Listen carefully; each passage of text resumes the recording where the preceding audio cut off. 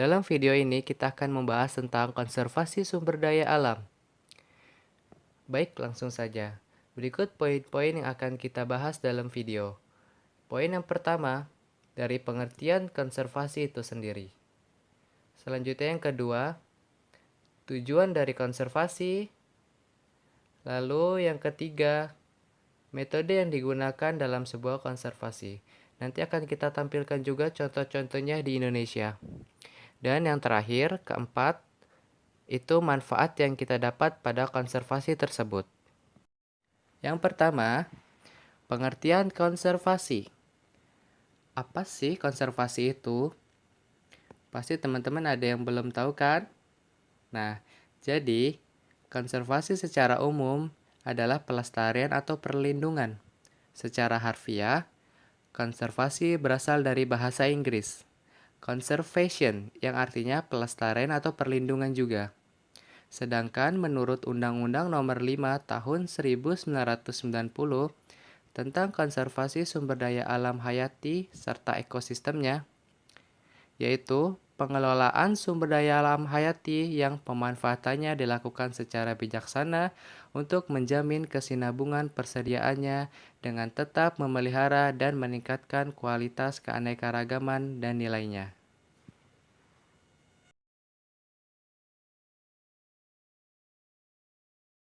Nah, teman-teman udah tahu kan konservasi itu apa? Baik, kalau gitu kita lanjut poin yang kedua, yaitu tujuan konservasi. Tujuan yang pertama yaitu memberi perlindungan, pembatasan, serta pemeliharaan kepada alam.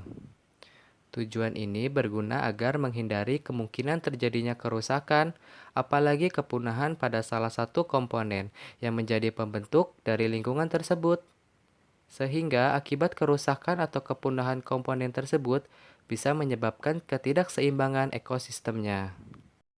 Kemudian fungsi yang kedua, memanfaatkan kembali bangunan atau tempat yang sudah tidak dipergunakan, yaitu dengan cara memperbarui atau mengembalikan fungsinya seperti semula, agar dapat dipakai kembali, sehingga dapat mencegah terjadinya kegiatan seperti mengalihkan fungsi hutan menjadi non-hutan. Kemudian tujuan yang ketiga, melindungi benda-benda sejarah ataupun benda zaman purbakala. Dengan melindunginya dari kehancuran atau kerusakan yang diakibatkan oleh faktor alam, mikroorganisme, ataupun kimiawi. Kemudian yang keempat, mewujudkan kelestarian sumber daya alam, serta keseimbangan ekosistemnya, sehingga dapat lebih mendukung upaya peningkatan kesejahteraan masyarakat dan mutu kehidupan manusia. Kemudian tujuan yang terakhir yaitu memelihara kualitas lingkungan agar tetap baik, dengan memastikan ketersediaan air dan udara bersih yang mencakup wilayah daratan hingga perairan. Nah, jadi teman-teman udah tahu kan dari pengertian dan tujuan konservasi itu apa? Nah, sekarang kita lanjut ke metodenya. Poin yang ketiga, metode konservasi sumber daya alam. Metode konservasi sumber daya alam terdapat dua metode, yaitu in situ dan ex situ. Pasti teman-teman udah sering dengar nih di buku IPA waktu sekolah dulu. Yuk kita bahas lebih lanjut. Kita mulai dari in situ. Metode in situ adalah upaya pelestarian keanekaragaman hayati baik berupa flora ataupun fauna yang dilakukan di habitat asli spesies tersebut. Lingkungan yang akan menjadi lokasi konservasi harus masih berada dalam kondisi yang layak dan terjaga untuk dihuni oleh spesies tersebut. Suatu lingkungan ditetapkan sebagai kawasan konservasi agar resiko kerusakan pada habitat tersebut akibat aktivitas tertentu dapat terminimalisir, agar tidak mengancam hidup, flora, dan fauna. Selain itu, spesies yang ingin dilestarikan yang mempunyai karakteristik unik. Biasanya konservasi in situ dilakukan apabila ada spesies yang langka yang hidup pada suatu lingkungan dalam jumlah yang besar dan tidak memungkinkan dipindahkan secara keseluruhan. Maka dari itu, lingkungan tersebut harus dijadikan sebagai kawasan konservasi. Selanjutnya, metode konservasi ex situ. Ex situ adalah upaya pelestarian keanekaragaman hayati yang dilakukan bukan pada habitat aslinya, tetapi pada habitat buatan. Konservasi ex situ adalah salah satu alternatif apabila habitat asli dari suatu spesies sudah rusak, sehingga tidak layak lagi untuk dihuni, dan jika ingin mengembalikan fungsinya juga butuh waktu yang lama.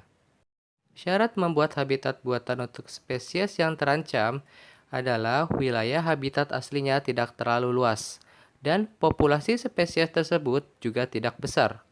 Lokasi pembuatan habitat buatan biasanya terletak tidak jauh dari pemukiman manusia, sehingga spesies satwa yang menghuni kawasan tersebut tidak dilepas secara liar atau berada di dalam kandang.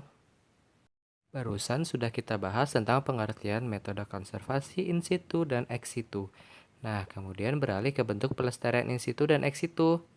Terdapat beberapa bentuk pelestarian in situ, di antaranya sebagai berikut.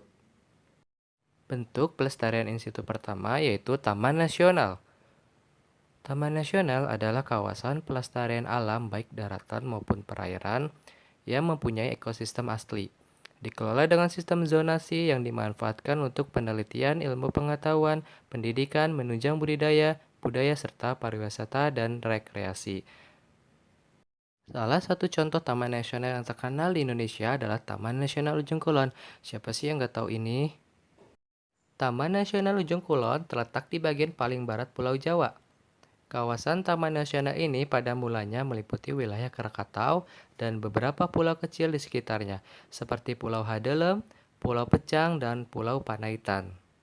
Ujung Kulon merupakan taman nasional tertua di Indonesia yang sudah diresmikan sebagai salah satu warisan dunia yang dilindungi oleh UNESCO pada tahun 1991.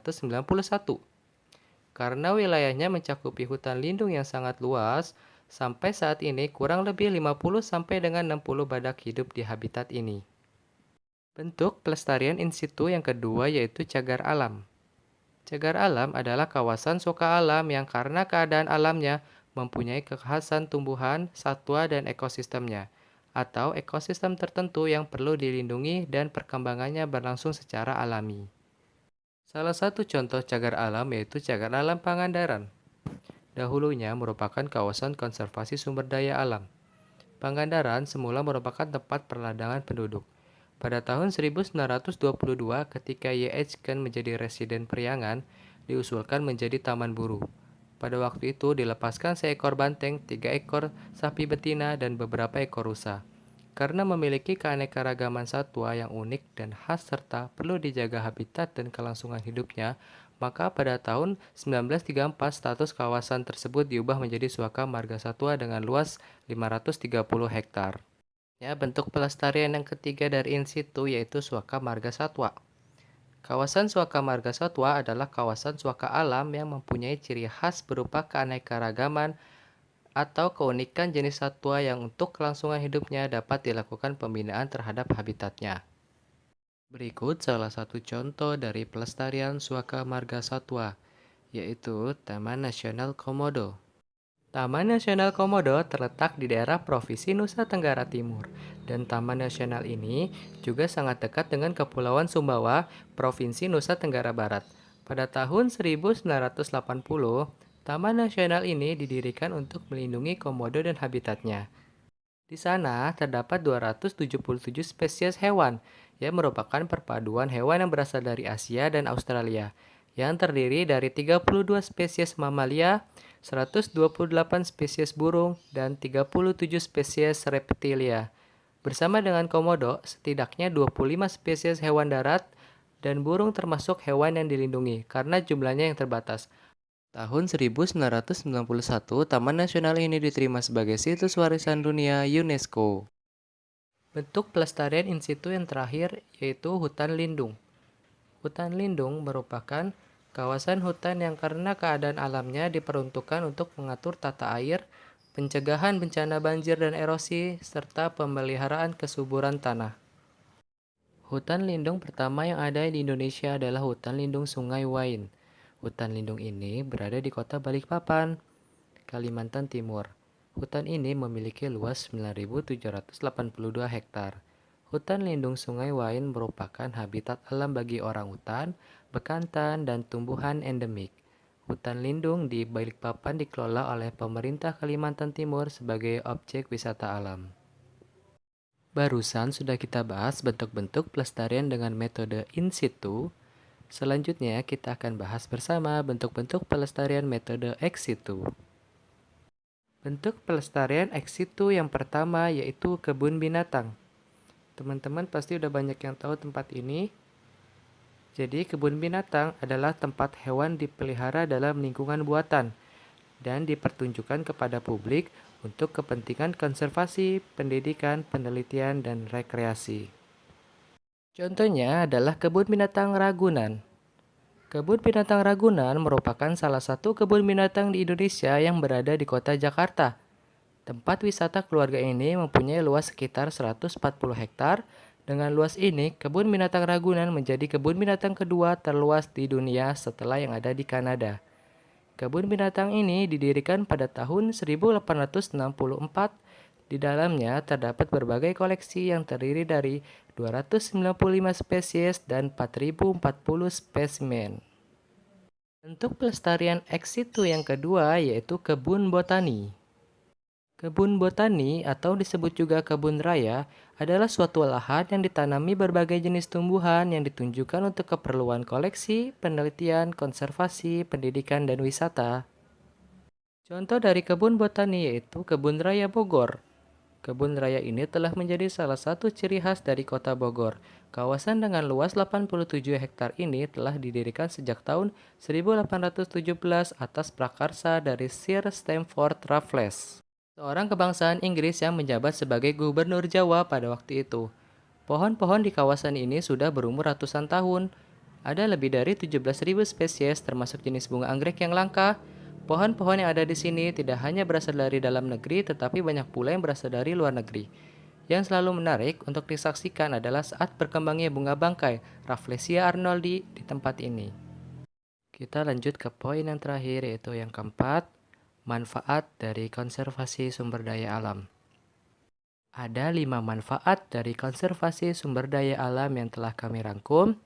Di antaranya yaitu manfaat yang pertama yaitu menjaga sumber air. Jika kita melakukan konservasi di daerah tangkapan hujan seperti pegunungan, kita bisa menjaga sumber air. Daerah tangkapan hujan merupakan kawasan yang harus selalu dijaga agar tetap hijau sehingga sumber air tetap tersedia. Yang kedua, pelestarian flora dan fauna. Konservasi alam akan memberikan manfaat terhadap tumbuhan dan hewan. Tak hanya itu, dengan konservasi kita juga bisa melestarikan fauna ataupun satwa langka. Manfaat yang ketiga, membuka lapangan pekerjaan. Dengan melakukan konservasi akan membuka lapangan pekerjaan. Pelestarian sumber daya alam membutuhkan partisipasi seluruh lapisan masyarakat, bukan hanya pemerintah. Yang keempat, meningkatkan keragaman konservasi. Dengan melakukan berbagai macam konservasi, maka kita dapat meningkatkan keragaman konservasi itu sendiri.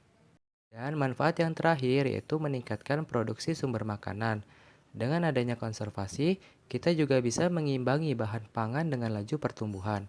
Pertumbuhan penduduk semakin meningkat, namun swasembada pangan mulai tidak teratur.